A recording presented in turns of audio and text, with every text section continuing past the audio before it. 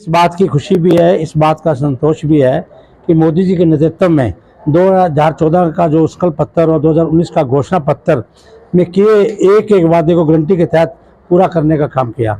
मैं आदरणीय नरेंद्र मोदी जी का धन्यवाद करता हूँ। जिनका कोई नहीं होता उनका मोदी होता है। ऐसे मैं कहूँगा देश के अंदर पहले प्रधानमंत्री हुए हैं जिन्होंने ऐसे वर्ड के और करके दिखाया।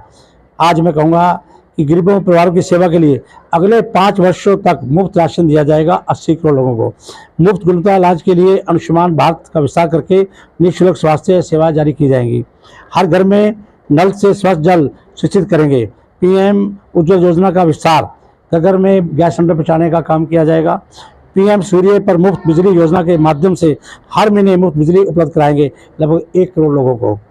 इसी प्रकार से मध्यम वर्ग परिवारों के जीवन से जुड़े हर आयाम पर काम करेंगे। मध्यम वर्गीय परिवारों का बड़ा सपना होता है अपना घर। मध्यम वर्ग को कम कीमत पर अच्छी गुणवत्ता के लिए घर मिलेंगे।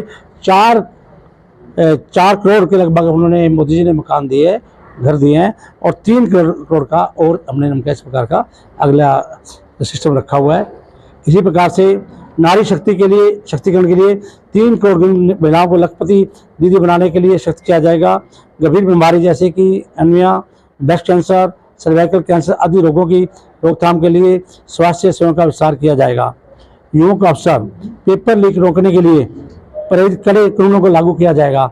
जिस प्रकार से आपने देखा होगा मेरिट के बेस पर नौकरियां देने का हमने पूरा कार्यक्रम रखा हुआ है। आज गरीब आदमी भी, मैं कहता हूँ, उनके बच्चे लगते हैं। ये पहली बार देश में हुआ है, इससे पहले कभी नहीं हुआ इस प्रकार का। हमने केंद्र सरकार से पारदर्शी परीक्षाओं से लाखों युवकों को रोजगार दिया है। पारदर्शिता पर फोकस किया जाएगा। इसी प्रकार से वरिष्ठ नागरिकों का आयुष्मान भारत में कवर किया जाएगा। वरिष्ठ नागरिकों को तीर्थ यात्रा के लिए विशेष कार्यक्रम आयोजित किए जाएंगे। डिजिटल और पोस्टल नेटवर्क के माध्यम से सभी सरकारी सुविधाओं को लाभ दिया जाएगा। किसानों का सम्मान, बीज से बाजार तक किसानों की आय बढ़ाने के लिए प्रयास किए जाएंगे।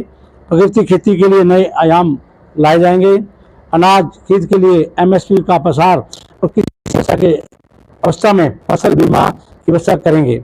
इसी प्रकार से ठेला चलाने वाले,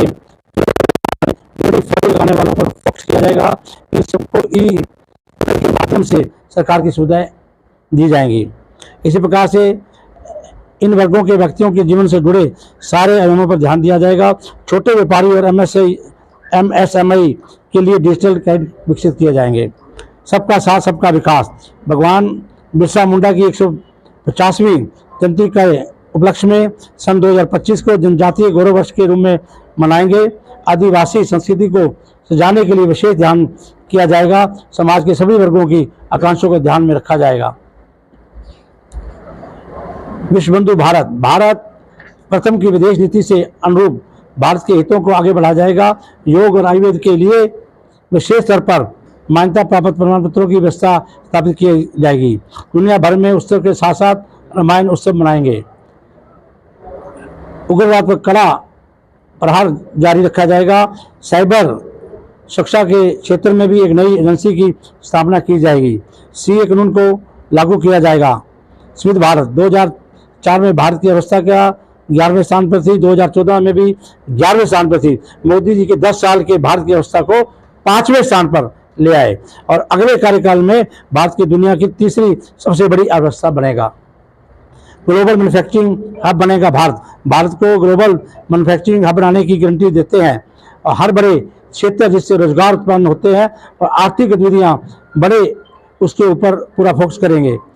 विश्व स्तरीय इंफ्रास्ट्रक्चर बनाना, फिजिकल, डिजिटल और सोशल इंफ्रास्ट्रक्चर पर बीते 10 वर्षों में पूरा ध्यान दिया जाएगा। इससे नागरिकों का जीवन सुगम होगा। अगले कार्यकाल में भी इंफ्रास्ट्रक्चर का विस्तार को पूरा ध्यान दिया जाएगा। टेलीकॉम कनेक्टिविटी की दिशा में 5G नेटवर्क का विस्तार किया जाएगा। 6G डेवलपमेंट में भारत एक अग्रणी भूमिका निभाएगा।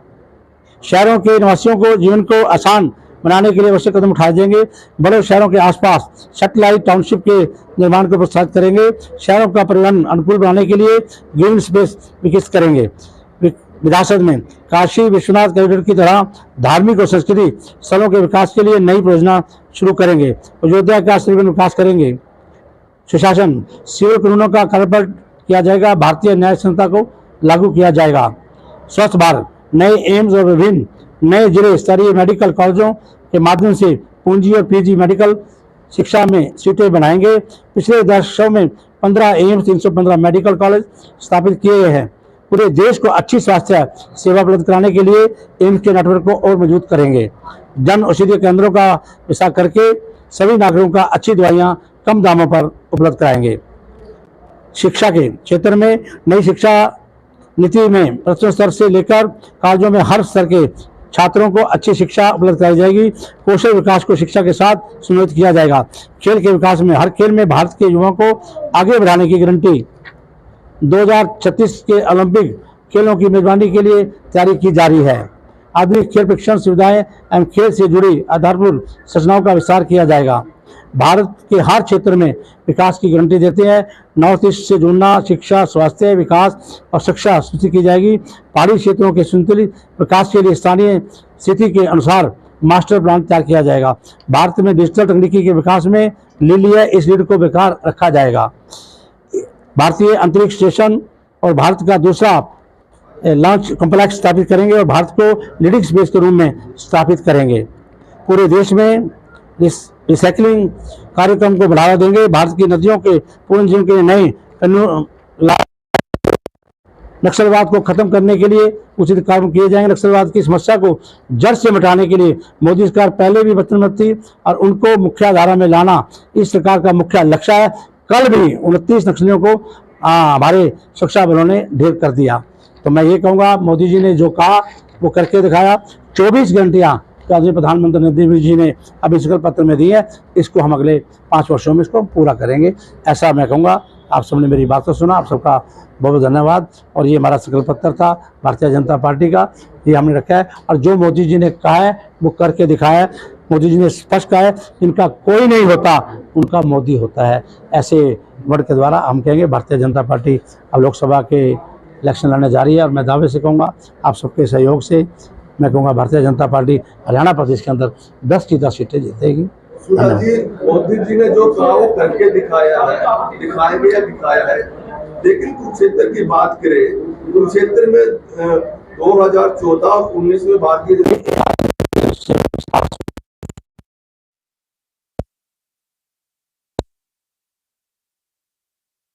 कोई भी कार्य है उस पर समय लगता है।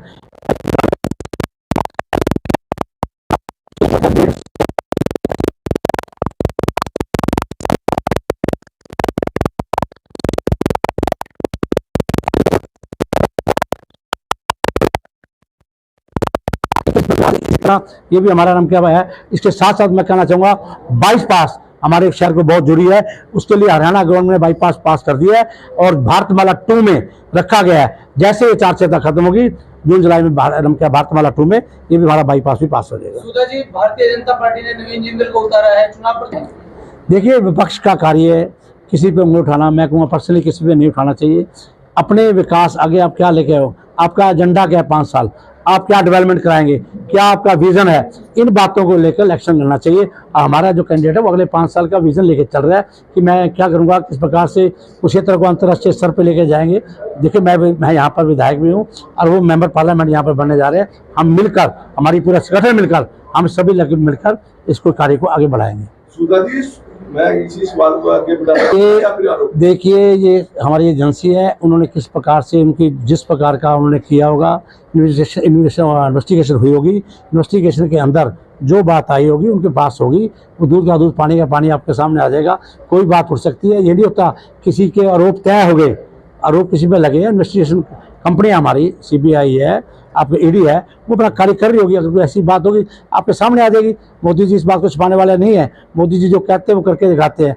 किस प्रकार से उन्होंने कंट्रोल किया बड़े बड़े लोगों के ऊपर, ये अपने आप में देखने वाली बात है। ये भी बात उठ रही है जी, ED के डर से नवीन जी को यहाँ भेजा गया है, तो इलेक्शन लड़ना। देखिए, विपक्ष का काम है किसी के ऊपर उंगली उठाना। मैं बार बार कहूँगा, विपक्ष क्या है जी, इनको भेजा है, ये डर रहे हैं, जनता देख रही है।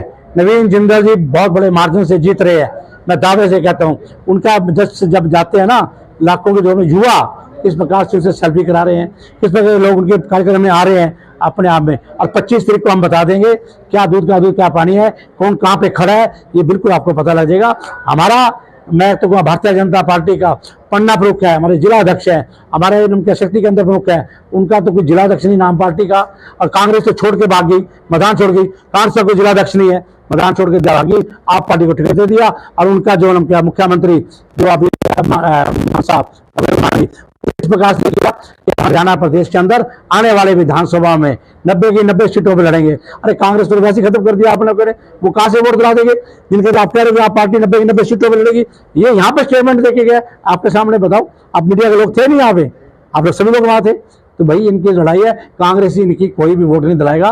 देखते रहना आप क्या होगा इनके साथ, कितनी बुरी बनेगी, ये आपस में लड़ के मर जाएंगे आम पार्टी और कांग्रेस वाले। अभी तक कांग्रेस ने हरियाणा प्रदेश के अंदर एक भी सीट डिक्लेयर नहीं करी, बताइए डर रहे हैं, उनको डर है भारतीय जनता पार्टी से। और हमने कभी 10 सीटें डिक्लेयर कर दी। हम आप प्रधानमंत्री नरेंद्र मोदी जी के नेतृत्व में जिस प्रकार से उन्होंने कार्य किए हैं, उनके नेतृत्व में हम भारतीय जनता पार्टी पूरे प्रदेश के अंदर इलेक्शन लड़ रही है। 10 की 10 सीटें हम हरियाणा प्रदेश की जीतेंगे, ये मैं आपको वादा करता हूँ। आपने पूर्ण बहुमत की बात किया, कार कौन लेंगे? 30,000 तो 3 से लेके जाएंगे, 30 लेके जाएंगे। देखिए ये सब मजाक की बातें हैं, किसी के ऊपर करने की बातें हैं। आप भी इतने बड़े पत्रकार हो, मुझे भी शोभा नहीं देती किसी के बारे 30,000 वोटे। ये तो आप ही समझते हो कहाँ पे हार जीत होगी, कितना वोट बैंक कौन लेगा, सब पता है, आपको भी पता है, मुझे भी पता है, जनता भी जानती है, हैं जी। तो ये आने वाला पता है 25 तारीख जब हो जाएगा ना पोलिंग हो जाएगा,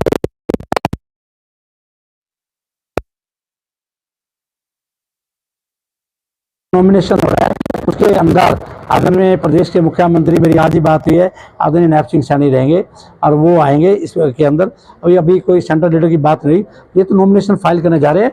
उसके बाद हमारे सेंट्रल जब भी हम डिमांड रखेंगे, यहाँ से हमारे जिलाध्यक्ष रवि प्रधान जी बैठे हैं, रविंद्र सागवान जी, सभी लोग हम पार्टी के बैठे हैं। हम लोग जब जो भी डिमांड रखेंगे उनसे बैठकर कैंडिडेट के साथ सलाह करेंगे, तो बड़ा चेहरा भी आएगा, हमारी डिमांड के ऊपर बात रहेगी। लाल डोरा से मुक्त हो चुका है।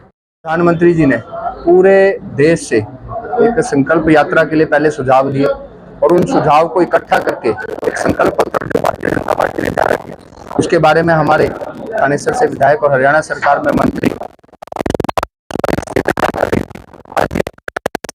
पत्र के जो ताकि लोगों को, जनता को पता लगे कि जो आगे वाला विजन क्या है, जो माननीय मोदी जी का 2047 में जो विकसित भारत का सपना था, कैसे उन्होंने अपने हर पॉइंट को जो देश को आगे बढ़ा सकता है वो संकल्प पत्र में लिया। तो इसी नाते आज एक प्रेस कॉन्फ्रेंस जो रखी गई थी और उसमें बड़ी डिटेल से जानकारी हमारे राज्य मंत्री श्री सुभाष सुदानी जी थे, हमारे साथ उपस्थित थे हमारे मीडिया के पैनलिस्ट रविंद्र सागवान जी, जिला में उपाध्यक्ष सुशील राणा जी, विनीत क्वात्रा जी, श्रेयस वत्स जी जो मीडिया देखते हैं। और भारतीय जनता पार्टी सदैव चुनाव के मोड में रहती है और अब इसके नाते आप देख भी रहे होंगे लगातार हमारे जो प्रत्याशी हैं नवीन जिंदल जी के, उनके कार्यक्रम डेली कार्यक्रम है उनके। अब पीछे आपने देखा होगा एक दिन अभी एक बड़ा कार्यकर्ता सम्मेलन 4 विधानसभा में संपन्न हुआ, उसके बाद मंडियों के उन्होंने दौरे हुए। इसके साथ साथ अब जो कार्यकर्ता हैं और जो कोई टीम उनके साथ जुड़ी हुई है, उनके साथ चाय के प्रोग्राम में, कल पेवा विधानसभा में थे, आज सुबह लाडवा के हैं, कल पेवा के हैं।